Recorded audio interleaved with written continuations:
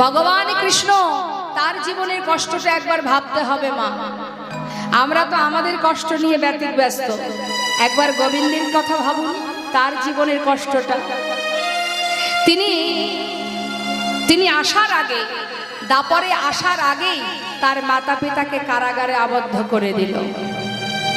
সন্তান হতে না হতেই মায়ের স্তনদুগ্ধ পেল না, মাতা পিতার ভালোবাসা পেল না, রাতারাতি কারাগার ছেড়ে মাথায় করে নিয়ে বসুদেব চলে গেল গোকুলে, হারালো নিজের জন্মদাতা মা বাবাকে।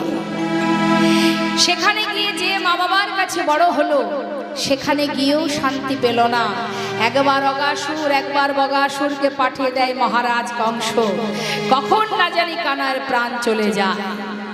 এত যন্ত্রণা এত কষ্ট সইতে সইতে সইতে সইতে হঠাৎ কংস মহারাজ ও ক্রূরকে দিয়ে রথ পাঠিয়ে দিল।